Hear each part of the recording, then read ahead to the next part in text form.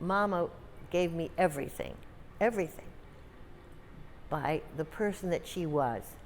She was little, about 5'1½", and she wore a size 3 shoe, darling little feet, little shoes, and very, very beautiful. She had brown hair and brown eyes, so pretty.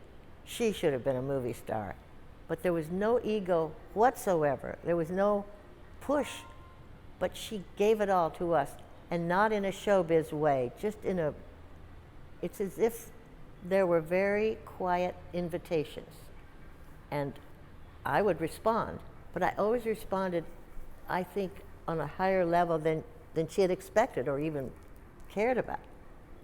But I got interested right away, and it's in my book about how she brought a cardboard keyboard with all the blacks and white keys imprinted on it, and I started to finger that and play it, and she'd sing whatever I'd play.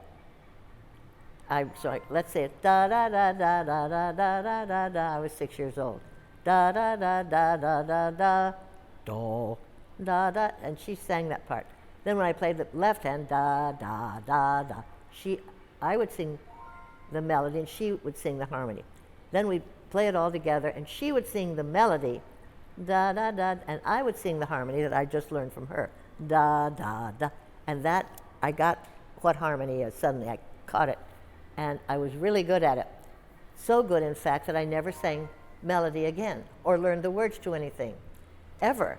The only one that I ever knew all the way through was Rock-a-Bye Baby in the Treetop. And so it was very odd that when I was 24 years old, I sang for Rodgers and Hammerstein and got the lead in South Pacific. And they already had a star. They had an understudy who'd all had their vacations. There was no reason for me. They made a hole in that for me to come in for 4 weeks to play the lead in South Pacific. It was the first time I'd ever sung professionally, the second time. 2 weeks before, I was invited by the Ed Sullivan show to sing a song because they were honoring Dick Rogers that night. Sarah Churchill, that was what it was. And I tore home, took a bath, shaved my legs with the razors. In those days, you'd go up your leg and blood. Just all the way around my leg, blood, blood, blood, blood. What to do? And there was going to be an audience, and there was going to be there wasn't going to be an audience. And there was going to be a swing. I wrapped toilet paper around my legs, just da-da-da, like a barber pole, da-da-da, and tore out and got a cab and went to the theater and went in. Well, I was in front of an audience, and there wasn't any swing. What do you do with your hands? I mean, I'd never sung in my life before, even when I took singing lessons for the 2 years before that with, Helen Fouts Cahoon, who was Mary Martin's teacher, as I found out later. I never learned any song. We just did and talked about breathing. So for me to learn the words to any song was quite amazing.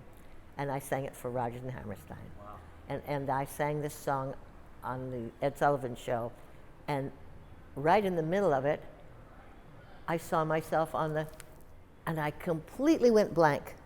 Just, I'm in front of millions and millions of people. They got the coaxial cable out from New York across the country, and my mother got a little 7-inch TV set that everybody had, and invited her friends and relatives over, and here I go blank in New York. I just stayed calm, took a breath, and it all came back, and I completed the song. It was wonderful.